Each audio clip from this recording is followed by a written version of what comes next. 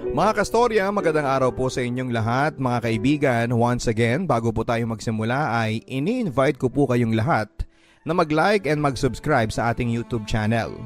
Ito pong mga kwentong inyong napapakinggan ay exclusive lamang po sa YouTube. Bawal kopyahin o i-repost.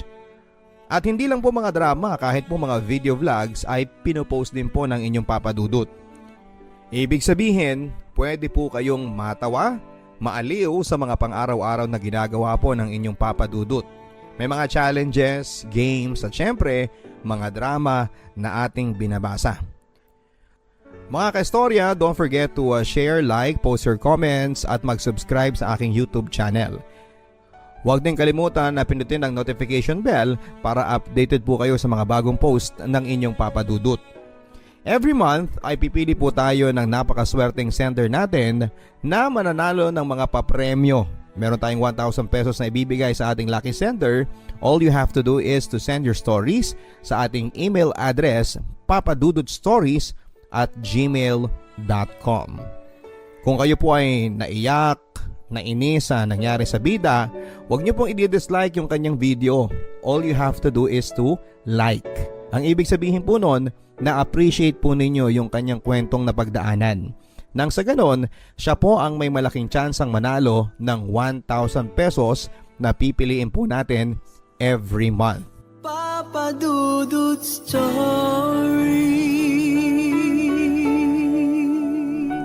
Sa ating kwento ngayong araw, ang anumang labis ay masama, tulad ng pagkakaroon ng libangan.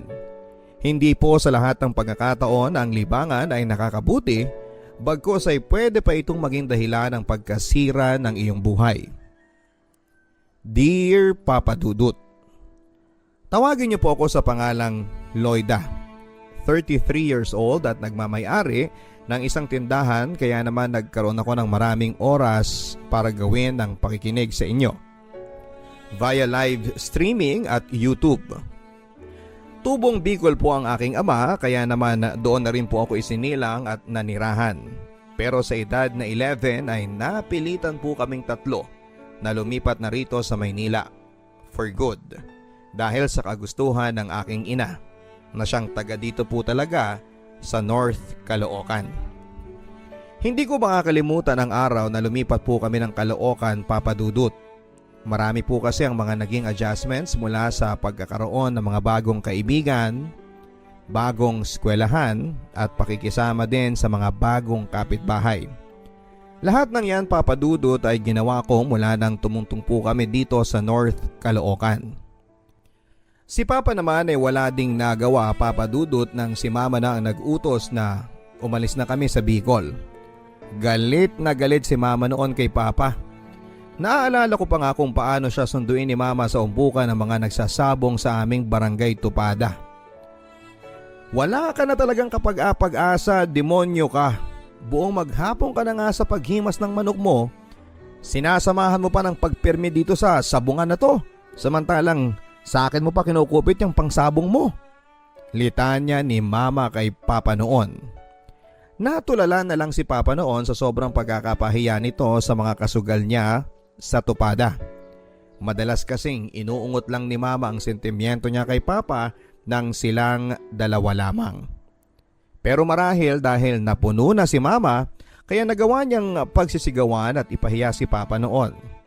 Isa pa sa kinasama ng loob ni Mama ay ang napabalitang nambababae daw si Papa. Mula noon ay hindi na tumutol si Papa sa naging desisyon ni Mama na ilayo si Papa sa masamang bisyo ng sugal at ng pambababae. Hinamon kasi ni Mama si Papa ng hiwalayan kung sakaling papalag ito sa kagustuhan niya. Biruan pa nga noon ng mga kalaro ni Papa sa sabong na hawak daw ni Mama ang itlog ni Papa.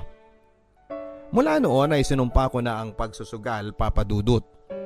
Ito kasi ang naging dahilan para iwanan namin ang Bicol na nakagisnan ko mula noong pagkabata. Marami din akong naiwang mga kalaro at mga kaklose na kamag-anak namin na araw-araw ay nami-miss ko.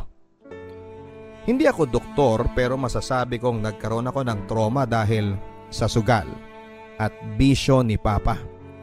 Naiiyak na lamang ako noon sa tuwing nag-aaway ang mga magulang ko dahil sa bisyong sugal ni Papa. Palibhasa kasi ay only child ako. Kaya naman wala ako mapagsabihan ng mga nagiging sama ng loob ko.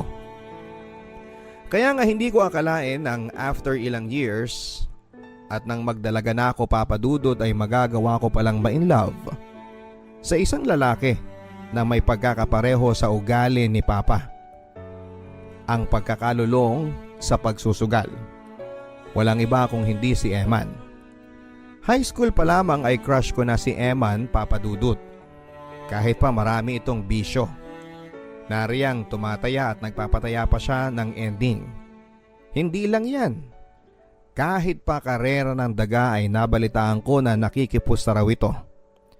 Pambihira talaga si Eman. Nakikita ko sa kanya yung younger attitude ni Papa. Sinabi ko kanina na ayaw ko po ng sugarol. Pero bakit ganon, Papa Dudut? Parang nagiba ang pananaw ko sa buhay nang nakilala ko nga po si Eman. Lahat ng pwedeng pustahan, makikita mong nakalista ang pangalan ni Eman. Pero kahit ganon siya ay nagawa ko pa ring palampasin ang masamang pag-uugali niya. Aminado kasi ako, Papa Dudut, na na-love at first sight ako sa kanya. Gwapo, may pagkamoreno, maamo ang mukha at hindi makabasag pinggan kung titignan. Ang kahawigan niyang artista ay si Cesar Montano. Yun nga lang, sugarol ang ultimate crush ko. Bumilang pa ng 1 taon bago kami naging close na dalawa ni Eman. Yun ay mula noong nakautang siya sa akin ng 500 pesos dahil sa atraso niyang hindi mabayad-bayaran. Pasalamat naman ako at binayaran niya ako kaagad. Kaya naman nakaulit pa siya sa akin ng pangungutang ng walang interes. At hindi rin ako na turn off sa kanya. Kahit sugarol pala si Eman ay mabuti naman siyang kausap. After that, siguro napansin din niya ako dahil yun nga, niligawan din niya ako eventually. Naalala ko pa nga na marami akong mga kakilala at mga kaibigan. Yung mga kaibigan na naming dalawa ni Eman ha, sila pa yung mga paulit-ulit na nagpapaalala sa akin na huwag daw akong kumuha ng bato na ipupukpok ko sa ulo ko. Lulong na raw si Eman sa bisyo nitong sugal. Baka unahin daw ni Eman ang mga bisyo niya bago pamilya. Mukhang hindi pa daw kasi nila nakikitaan si Eman na handa na ito sa seryosong pakikipagrelasyon. Pero ano pa nga ba ang magagawa ko, Papa Dudut? Na-in love ako doon sa tao. Isa pa, after ng 1 linggo naming pagsasama as live-in ay nag-positive kaagad ako sa pregnancy test. Huli na noong nalaman ko na pinagpustahan ako ni Eman at ng mga barkada niya na buntis ako nung biglang tumaba daw ako. Hindi ko na nagawang magalit noon kasi si Eman naman ang nanalo sa pustahan. Nilibre pa nga niya ako ng Jollibee sa perang napanalunan niya sa pustahan. Pero kahit na ganoon si Eman na maraming bisyong sugal ay hindi naman niya kami pinababayaan ng anak niya. Sa katunayan, Papa Dudut, dahil sa diskarte niya sa buhay, kahit wala itong permanenteng trabaho ay nakakakain kami ng 3 beses sa isang araw. At madalas ay may take-out pa at kain sa labas. Madalas kasi itong nananalo sa mga sugal o pustahang sinasalihan niya. At isa sa mga hindi ko makakalimutang pagkapanalo niya ay nang naka-jackpot siya sa bingo sa isang mall ng grand prize. Malaki-laki ang napanalunan ni Emma noon na cash prize, Papa Dudut. Sa katunayan ay doon na nagsimulang magbago ang buhay namin. Nakabili kami ng isang pampasadang tricycle, nagkaroon din kami ng mini grocery store at nagkaroon din kami ng lending business. 15% kaagad ang tubo sa mga uutang at another 10% sa remaining balance makalipas ang ilang buwan. Mas maigi na ito kaysa sa 5-6 kaya naman marami ang naiingganyong umutang sa amin. Wala nang masyadong maraming requirements. Limpak-limpak na salapi ang binibilang ni Eman sa pang-araw-araw mula noon at masasabi kong hindi rin pala masamang magkaroon ng asawang sugarol. Natagpuan ko na ang swerte at jackpot ng buhay ko. Walang iba kundi sa katauhan ni Eman yon. Papa Dudut Stories.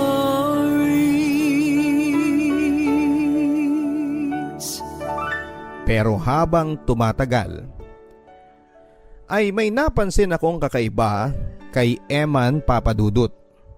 Nagsimula na itong maging lasenggero. Kung dati-rati ay pagiging sugaro lang ang nagiging dahilan ng away namin, ngayon ay tinatalakan ko na rin siya dahil sa pag-uwi nito ng gumagapang at lasing na lasing. May mga pagkakataon din na hindi na ito umuuwi ng bahay.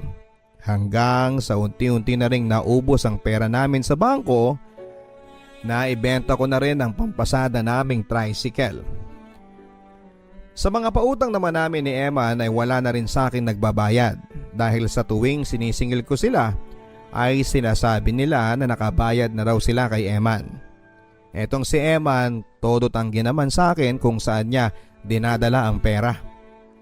Ang huling balita ko mula sa mga tsismosa naming kapitbahay ay nambababae daw si Eman. Ayon sa bali-balitang nakarating sa akin ay college student daw ang naging babae niya.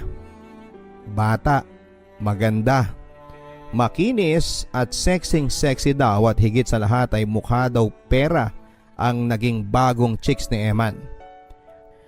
Panay daw kasi ang pabili nito kay Eman ng mga mamahaling sapatos, bag at bagong cellphone.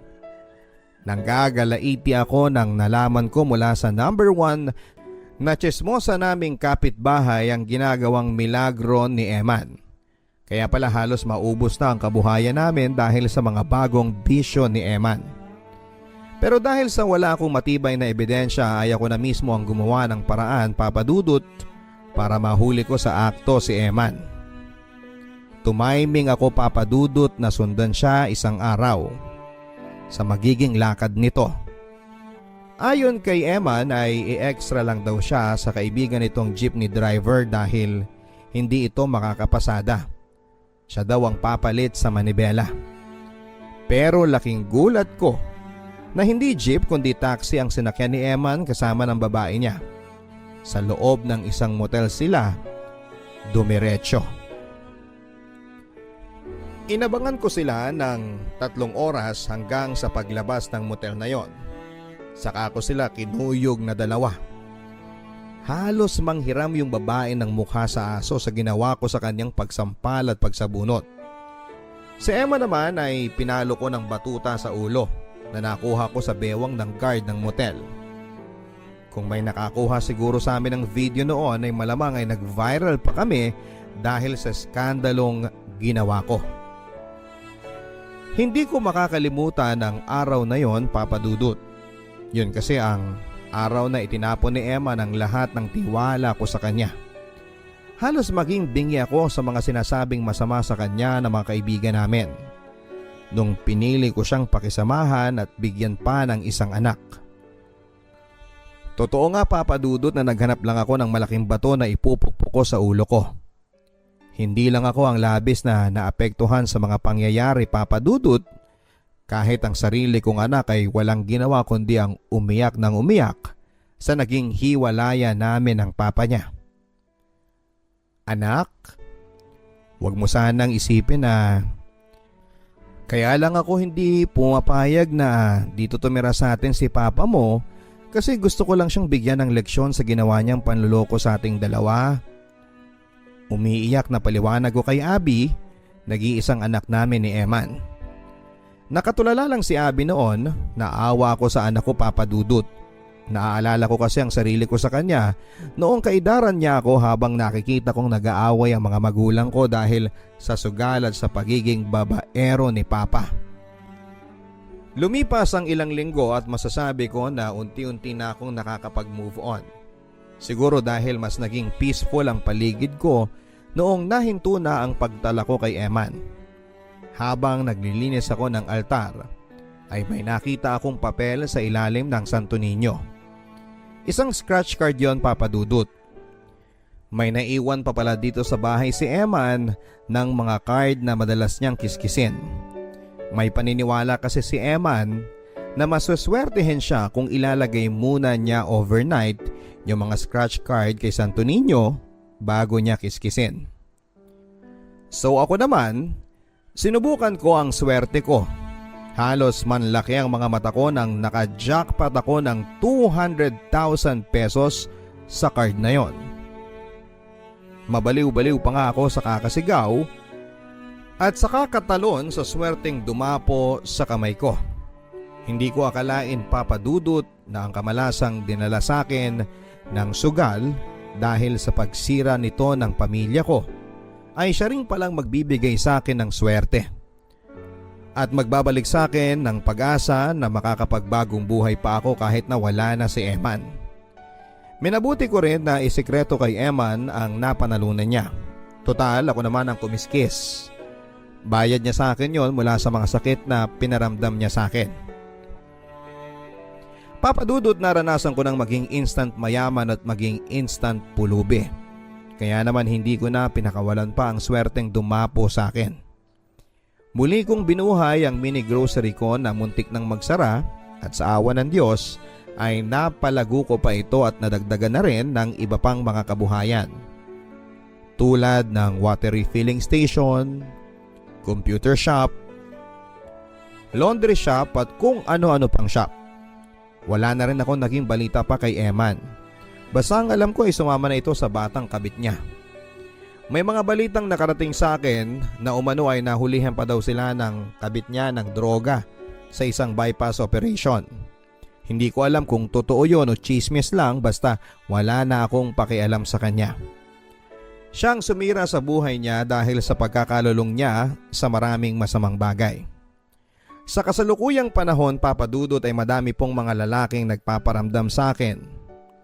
Palibhasa kasi ay hindi naman kami kasal ni Eman, kaya hindi malayong piliin ko na rin pong lumagay sa tahimik balang araw. Nag-iingat lang po ako sa mga lalaking papapasukin ko sa buhay ko dahil babae ang anak ko. Gusto ko sana, kung mag-aasawa ako, ay gusto ko na responsable siya at may sarili siyang matibay-tibay na kabuhayan. Hindi yung ako pa yung magpapakain sa kanya. Papa Dudut, sana po ay nagustuhan ninyo ang kwento ng buhay ko at sana din po ay marami pa ang may napulot na aral. Ang lesson na natutunan ko sa aking kwento, para sa akin, Papa Dudut, ang buhay pag-ibig ay isang sugal. Handa ka dapat tumaya para maka-jackpot. Pero kung manalo ka, huwag mo na sanang lustayin at sayangin dahil 2 beses lang kumakatok ang swerte. Yun po ay ang nangyari sa amin ni Eman. Twice kami naka-jackpot pero sa pangalawang beses ay hindi ko na po hahayaang sirain ako nito. Hanggang sa muli, ako po ang inyong kastorya, Loida ng North Caloocan. Ang buhay ay mahiwaga, laging may lungkot at saya. Sa Papa Dudut Stories, laging may karamay ka.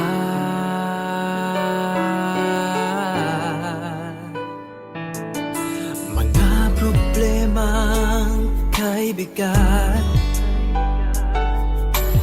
dito ay pakikinggan ka. Sa Papa Dudut Stories, kami ay iyong kasama. Dito sa Papa Dudut Stories, ikaw ay hindi nag-iisa.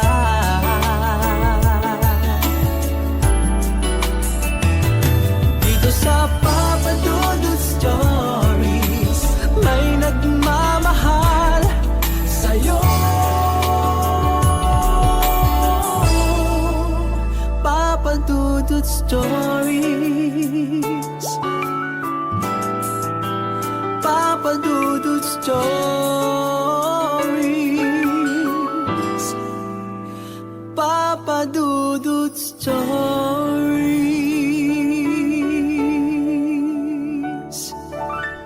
Maraming salamat Lloyda ng North Caloocan sa pagbabahagi mo ng iyong storya sa ating YouTube account. Tama ka Lloyda, no? May mga swerteng dumarating sa buhay natin at nasa sa atin yon kung paano natin pangahawakan ng swerteng dumapo sa buhay natin. Napakaswerte mo nga lang na 2 beses na dumapo sa iyo ang swerte. Well, sa simula medyo minalas tayo no dahil hindi natin napanghawakan ng swerteng yan at yan din ang naging dahilan ng pagkasira ng pamilya mo. Pero tama ka, hindi mo na dapat sayangin pa ang ikalawang swerteng ibinigay sa iyo ng Diyos. At kung susugal ka nga sa pangalawang pagkakataon sa buhay pag-ibig, ingatan mo na hindi ka na matalo at magkamali pa. Hanggang sa muli mga kaibigan, ako po ang inyong si Papa Dudut. Ini-invite kayong lahat na mag-follow sa aking YouTube channel, pindutin ang bell notification at huwag kalimutang mag-subscribe. Mag-post din ang mga comments ninyo regarding our story. Again, meron po tayong 1,000 pesos na premyo na ibibigay monthly sa ating napakaswerteng sender. Kaya naman kung nagustuhan po ninyo ang kanyang storya, huwag kalimutang pindutin ang like button at mag-post ng inyong mga comments. Huwag din kalimutang manood ng ating mga live video vlogs para updated kayo sa mga happenings sa inyong Papa Dudut. Hanggang sa muli mga kaibigan, ito po ang Papa Dudut Stories.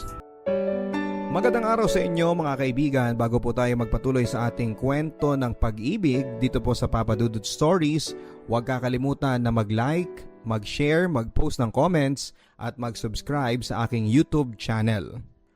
Huwag din pong kakalimutan at pindutin ang notification bell para maging updated kayo sa mga latest post ng inyong Papa Dudut.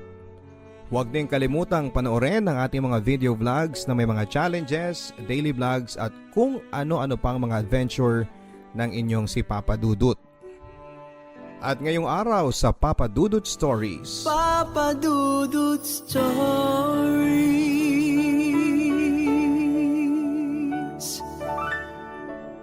maraming pagkakataon sa buhay ko Papa Dudut na gusto ko nang sumuko habang nagdadalang tao po ako.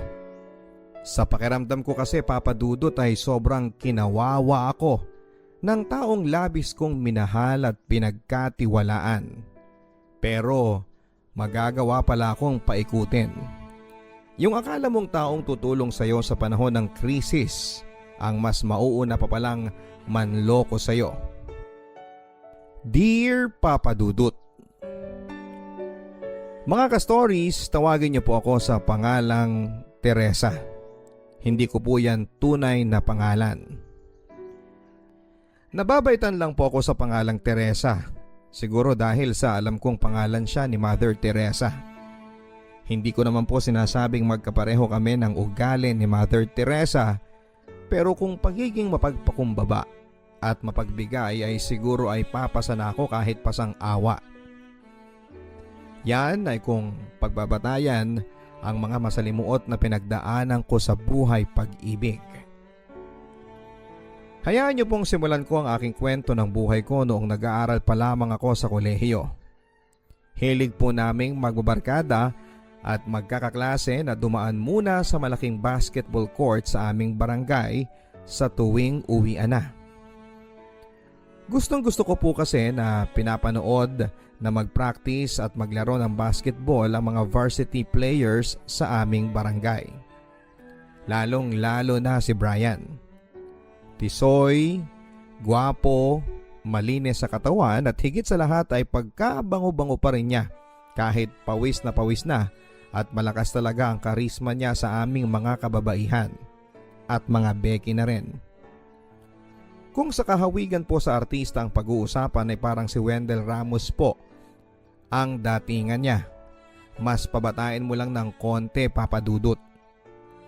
Aaminin ko po sa inyo Papa Dudut na kilig po ako sa kanya sa tuwing mapapatingin siya sa grupo namin habang nag-cheers sa kanya. Pakiramdam ko kasi ay malingon lang siya sa grupo namin ay may ulam na kami. Kanin na lang ang kulang. Dahil dito ay naging open po ako sa mga kaibigan ko na walang ibang pwedeng magpa-cute kay Brian at sa akin lang siya. Oy mga Bilat at Bex, basta sa akin na si Brian ha. Wala nang pwedeng magpa-cute sa kanya. Understood? Ano to? First come, first serve? Yan na bang labanan, Teresa? Pangi-isplok naman sa akin ng isa naming kaibigang Becky. Basta. Sa akin siya. Makikipaglaban ako ng patayan para sa kanya.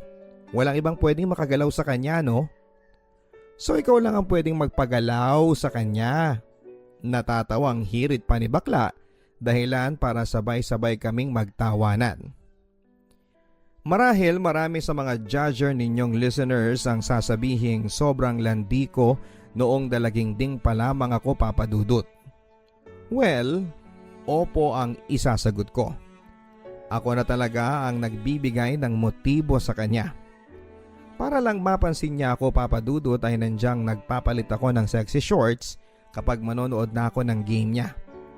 Hindi pa kasama dyan yung nagpapadala pa ako ng food para lamang sa kanya. Kaya nga kahit sa codename ko sa storyang ito ay ginawa ko na lang pong Teresa para magmukha naman akong Santa. Sa kanya lang naman po ako naglalandi, Papa Dudut, kasi pakiramdam ko ay siya talaga ang the one para sa akin. Bagay kami. Tisoy siya, morena ako. Gwapo siya, maganda naman ako. Kahawigan ko daw po si Winwin Marquez, sabi ng ilan sa mga best friends ko. Pambiyukon kumbaga ang tindigan. Unforgettable para sa akin, Papa Dudut, yung araw na nilapitan ako ni Brian at kinausap. Alam kong mas matanda siya sa akin ng ilang taon, kaya naman kuya pa nga ang tawag ko sa kanya dati. Pawalang mali siya lang ang peg ko, pero deep inside ay gusto ko nang jowain siya noon. Thank you nga pala sa inyo. Lalong lalo na sa iyo, Teresa, sa palaging pag-support sa mga games namin. Pakiramdam ko kayo ang lucky charm ng laro namin. Lalong lalo ka na. Seryoso ang sabi ni Brian. Napastatwa na lang ako noon, Papa Dudut, dahil sa sobrang kilig na aking nararamdaman. Yung mga barkada ko naman ay todo tukso sa aming dalawa. Nakahalata na yata si Brian na crush ko din siya. Mula kasi noon ay lagi na niya akong nilalapitan sa tuwing matatapos ang basketball practice nila. At makalipas nga po ng 3 araw ay naging kami na. Officially ay masasabi ko na sa lahat na talagang akin lang po si Brian. Cheap man tignan dahil 3 days ang ligawan at sinagot ko siya kaagad ay wala akong pakialam. Ang importante sa akin ay hawak ko na ang titulo na si Brian na ang jowa ko. Ako ang GF niya. Ang saya, hindi ba? After ng practice ay humiwalay na kami ni Brian sa mga barkada ko at mga kalaro niya. Madalas ay nagpupunta kami sa kung saan lugar na pwede kaming makatambay at makapag-usap bago niya ako ihatid sa bahay. Halimbawa ay kakain kami sa fast food o kaya naman ay manonood ng sine kapag may time pa. Basta huwag lang kaming masyadong gagabihin ay okay lang naman sa bahay. Alam ng mga magulang ko, Papa Dudut, na nililigawan po ako ni Brian. At okay lang naman daw sa kanila. Palibhasa kasi ay iisang barangay lang kami at kilala naman ng parents ko ang mga kamag-anak ni Brian. Basta mahigpit na bilin lang sa akin ni Mama ay uuwi ako ng bahay bago mag-alas 9 ng gabi. At dapat ay magte-text ako kung saan na kami ni Brian. Ang alam sa bahay, Papa Dudut, ay nililigawan pa lamang ako ni Brian. Hindi ko pa kasi maamin sa kanila na 3 days lang ay sinagot ko na si Brian. Nakakahiya at siguradong pagagalitan ako ni Mama kapag nalaman niya na hindi man lang ako nagpakieme sa una kong manliligaw. Exclusive lang sa mga karibal ko kay Brian ang info na officially ay kaming dalawa na at hindi na siya pwedeng landiin pa ng iba. Isang araw, inabot kami ng malakas na ulan sa basketball court. Saktong nakauwi na rin ang mga kasama ko noon at kaming dalawa na lamang ni Brian ang natitira sa basketball court kasama ng mangilan-ngilan na mga ka-teammates niya na handa na ring sumugod sa ulan. Nakakainis lang kasi 15 minutes lang ang pagitan nang nakaalis na ang mga friends ko nang biglang bumuhos ang malakas na ulan. Na-stranded pa kami ni Brian. Kung nakasabay sana kami pa uwi, di sana nasa bahay na ako. Pihadong magkakasakit kaming dalawa ni Brian kung susugod kami sa ulan. Sakay ng motorsiklo niya at isa pa ay takaw aksidente rin dahil madulas na sa daanan. Nag-text na lamang ako sa bahay papadudot na baka malate ako ng uwi dahil na-stranded nga ako sa ulan. Huwag na lang silang mag-alala kasi kasama ko naman si Brian. Hanggang sa nakauwi na lahat maliban sa amin ni Brian. Dahil carry lang sa kanila ang mabasa ng ulan. Ang ending, kaming dalawa na lang ni Brian ang natira sa basketball court. Samahan mo ko Brian sa CR. Naiihi na ako at saka natatakot din ako eh. Sira kasi yung ilaw doon. Hindi naman umangal si Brian sa request ko sa kanya. Ang ginawa ko ay kinausap ko lang ng kinausap si Brian habang nasa loob ako ng cubicle para mawala ang kaba ko sa dilim ng CR. Siya naman ay oo lang ng oo ang sagot. Pero biglang tatahimik na lang siya. Tapos kapag hinanap ko na ulit siya, saka naman ito tatawa ng pagkalakas-lakas. Huwag mo na nga akong binibiro ng ganyan. Mas lalo ako natatakot Brian eh. Pasigaw na sabi ko sa kanya. Nakakatuwa ka palang asarin dahil sobrang matatakotin ka sa dilim. Sabay tawa niya ng malakas. Sa pagbukas ko ng pintuan ng cubicle ay nakita kong nakatayo sa harapan ko si Brian papadudot. Laking gulat ko nang bigla siyang pumasok at yakapin niya ako ng mahigpit. Sa unang pagkakataon ay nakaramdam po ako ng malakas na bultahe ng kuryente sa aking katawan. Kaya naman kahit malakas ang hangin at bagsak ng ulan, sa labas ay para akong nakaramdam ng kakaibang init sa aking katawan. Yung yakap niya sa akin ay nasundan pa ng masarap na halik papadudot. Unti-unti akong naging statwa habang ginagawa niya akong halikan mula sa labi hanggang sa leeg. Balikat ko hanggang sa aking dibdib. Hindi ko na siya pinigilan papadudot.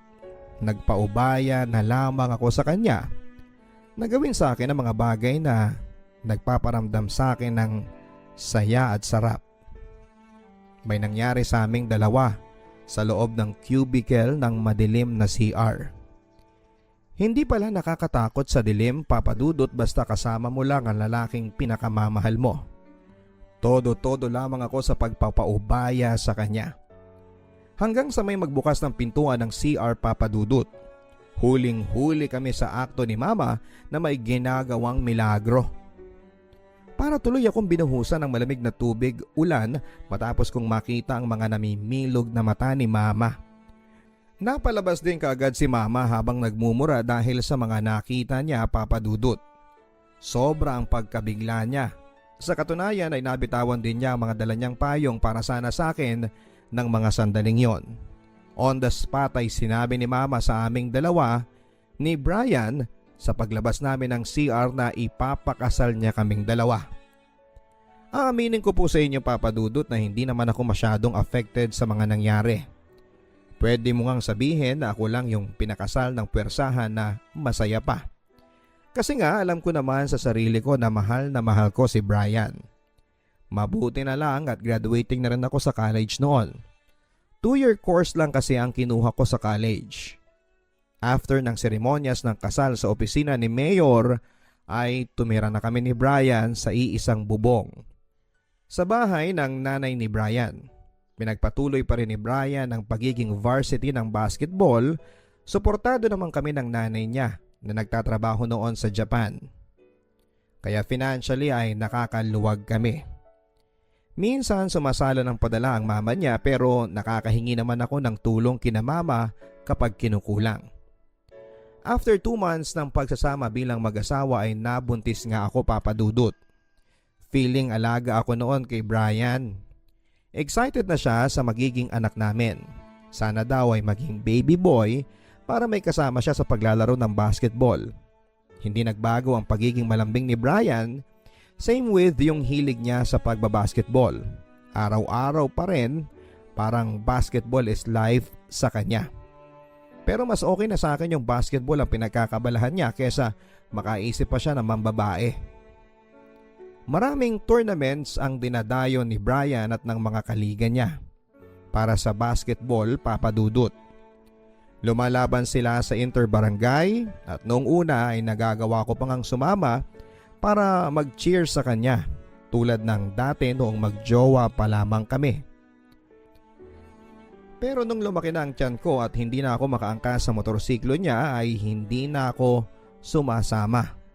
Nakikibalita na lamang ako sa mga naging game results sa kanya. Mainit daw ang naging huling laban nila Papa Dudut sa kabilang barangay dahil nagkaroon pa daw ng pisikalan. Hindi naman na sa akin bago yung ganong klase ng mga eksena sa game court. Kaya parang baliwala lang sa akin nung sinabi niya yon. May isa pang game sa finals at doon na raw magkakaalaman. Seryosong sabi ni Brian sabay ngiti na para bang sigurado na siya na liga nila ang mananalo. Hindi ko akalain, Papa Dudut, na sa final game na yon, yun pala ang final chance na rin na magkikita pa kami araw-araw ng asawa ko. Sobrang naging paghaharap ng dalawang liga, dahilan para magkaroon ng suntukan sa basketball court. May napuruhan si Brian dahil halos manghiram ng mukha sa aso yung nakasuntukan ni Brian. Nakamalas-malasan ay anak daw pala ng isang konsehal. Marami ang nakakita ng pinagbantaan daw si Brian na ipatutumba siya nito. Sa kwento ni Brian, masyado daw kasing naging agresibo ang laro kaya sila nagkapikunan. Mula noon, Papa Dudut, ay nagulo na ang buhay naming mag-asawa. Araw-araw ay nakakatanggap na kasi ng mga pagbabanta sa text messages na lulumpuhin daw nila si Brian kapag nagkaroon sila ng pagkakataon. Pinayuhan ng mga kamag-anak namin si Brian na magtago muna at magpalamig dahil sa mga pangyayari. Naging maingat sila sa pagpaplano sa anong pwedeng gawin para makaiwas nga sa trouble ang asawa ko. Maging ako, Papa Dudut, ay hindi ko nalaman kung saang lupalop nila pinagtatago ang asawa ko. Basta ang alam ko ay dito lang din daw sa Maynila. Kaya hindi ako dapat mag-alala sakaling manganak na ako dahil makababalik naman si Brian para dumalaw anytime. May bahagi sa akin na pilit na iniintindi ang sitwasyong pinasok ng asawa ko, Papa Dudut. Alam ko kasi na makabubuti yon para sa kanya dahil buhay na ang pinag-uusapan dito. Pero paano naman kami ng magiging anak ko? Ilang buwan na lang ay manganganak na ako. Sa umpisa ay nakatanggap ako ng text mula kay Brian para kumustahin ako sa kalagayan ko. Pero hindi nagtagal ay parang naging mag-isa na lamang ako, Papa Dudut. Dahilan para ma-depress ako ng sobra. Hanggang sa makapanganak na ako, Papa Dudut, ay hindi niya man lang ako nagawang madalaw. Bumilang pa nga ng 5 araw bago ko nakitang pagmumukha ng asawa ko. Mabilis lang yon. After nilang magpictura ng baby namin at mag-iwan siya ng pera ay sumibat din siya kaagad. Iniisip ko lang kayo ng baby natin. Hindi ako pwedeng tumambay dito sa bahay natin. Mahirap na. Alam ko na marami ang nakamanman sa akin. Seryosong sabi ni Brian. Ipinakita din niya sa akin ang huling text message na natanggap niya. Bayad na raw ang taong tutumba sa kanya. Bagay na labis na nagpa-worry sa akin. Naiiyak na lamang ako noon, Papa Dudut, dahil pakiramdam ko ay unti-unting nasisira ang pinapangarap kong masayang pamilya dahil lamang sa galit sa kanya ng ilang makasariling tao. Ginamit nila ang yaman nila para makapanakit ng ibang tao. Pakiramdam ko noon ay ako ang mas biktima at ang baby namin sa naging sitwasyon ni Brian. Para akong may asawa pero wala. Para akong nakikipagrelasyon ng LDR na bawal mo siyang kausapin. Buti pa nga yung ibang LDR eh. Alam nila kung saan nila pupuntahan ang jowa nila. Samantalang ako ay hindi ako pwedeng magpunta sa kanya. Hindi ko pwedeng malaman kung saan nagtatago ang asawa ko. Iniiwasan lang namin nila mama na madala ka sa sobrang lungkot at puntahan mo ko doon. Hindi makakabuti sa atin yun, Teresa. Konting tiis na lang. Mas lilipat tayo sa mas malayo, sa mas ligtas na lugar at isasama ko na kayo ni baby. Naghihintay lang ako ng malaking perang ipapadala ni Mama galing sa Japan. Pagbibigay pag-asa sa akin ni Brian na balang araw ay babalik na sa normal ang pagsasama naming dalawa. Till one day, may nagpasa sa akin ng video ng asawa ko. Active pa rin siya, si Brian, sa pagbabasketball, pero this time ay may bago na siyang kasamang nag-cheer sa kanya. Sweet na sweet silang dalawa sa video. Lalong-lalo na noong humalik pa ang demonyo kong asawa sa babae niya. Pero ang mas nagpabilog sa mga mata ko ay nang nakita kong buntis si girl sa video. Mataba yung babae sa video pero mas mataba at bilog na bilog ang tiyan niya. Kaya hindi ako pwedeng magkamali, Papa Dudut. May ibang babae ang asawa ko at buntis pa yung babae. Iyak ako ng iyak noon. Yun na po yata ang pinakamatinding depression na na-experience ko sa buhay ko. Wala din ako mapagsabihan ng sama ng loob ko dahil nahihiya ako sa mga magulang at sa mga kamag-anak ko. Ano na lang ang sasabihin nila sa aming dalawa ni Brian, Papa Dudut? Ayoko namang kaawaan ako at ang baby ko. Okay na sa akin yung isang beses akong pinagpiestahan ng mga chismosa sa barangay namin nung pinag-usapang nakipag-sex lang ako sa CR kaya ako pinakasalan. Ayoko nang madagdagan pa yon ng chismis na ipinagpalit pa ako sa iba. Mula noon ay madalas na akong makitang tulalan ni Mama. Sinasabi ko na lamang na nami-miss ko si Brian, Papa Dudut. Pero ang totoo ay gusto kong sabihin sa kanya na may isusumbong ako. Na may ibang na bola na ang asawa ko. Napag-alaman ko na dating naging chicks din ni Brian ang nagpapadala sa akin ng video. Ibang klase talaga ang karakas ng asawa ko. Hindi lang pala ako isang beses niloko. Mag-isa ko lang pong pinuntahan si Brian sa lugar na sinasabi sa akin ng asset ko. Halos mawala na ako ng boses noon sa kakasigaw sa kanya at sa naging babae niya. Ang sabi sa akin ni Brian ay wala na daw siyang magagawa dahil nandyan na. Iyak lang ako ng iyak noon, Papa Dudut. Mabibinat yata ako sa ginawa kong pagwawala kaya naman umabot pa kaming 3 sa baranggayan. Dahil dito ay nakialam na rin ang nanay ni Brian sa Japan. Umano ay ititigil niya ang pagsusustento sa amin ng anak ko sakaling ireklamo ko ang anak niya. Nilatag din sa akin ni Brian ang ideya na napingot lang siya at pinagbabantaan din siya ng mga kamag-anak ng bagong babae niya kapag hindi rin siya dito nagbigay ng sustento. Si Mama na raw niya ang bahala sa mga gusot na pinasok niya. Pinangako sa akin ni Brian na ako daw at ang baby namin ang mas mahal niya. Magpapakalayo-layo na raw kaming 3 pero sa isang kondisyon. Walang makakaalam sa mga kamag-anak ko nang nagawa niyang kalokohan. Gusto ko na pong pumayag, Papa Dudut, dahil kailangan ko din pong magpakapraktikal. Ayaw ko din naman po yung ideya na pag-usapan pa kami sa lugar namin. Kumbaga ay mas praktikal yung ino-offer sa akin ni Brian na solusyon. Isa pa ay wala na rin naman akong magagawa sa bagong gusot na pinasok ng asawa ko.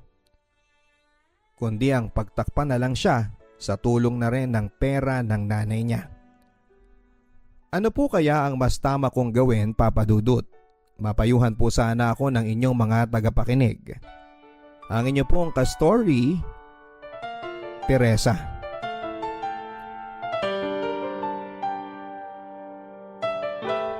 Maraming salamat, Teresa, sa pagiging open mo sa amin sa naging live story mo. Mahirap talaga ang malagay sa sitwasyon na kakaunti ang pwede mong maging option. Pero ano man ang mapili mo, Teresa, sana ay maluwag sa puso mo ang magiging desisyon mo. Huwag mong hayaan na dahil napipressure ka lamang ng mga tao sa paligid mo, sa maaari nilang sabihin sa'yo kaya yun ang pipiliin mo. Ang importante para sa akin ay doon ka sa desisyon na magiging masaya ka. Don't forget to like, share, and post your advice, mga kaibigan, dito po sa comment section ng YouTube. Kung ano nga ba ang inyong maipapayo kay Teresa. Sa mga gustong magpadala ng kanilang Papa Dudut stories, ipadala po ito via email sa papadudutstories@gmail.com. Again, don't forget to subscribe, mag-like, mag-share, mag-post ng comments, at pindutin ang bell button para ma-notify po kayo. Hanggang sa muli mga kaibigan, ako po si Papa Dudut, dito po sa Papa Dudut Stories.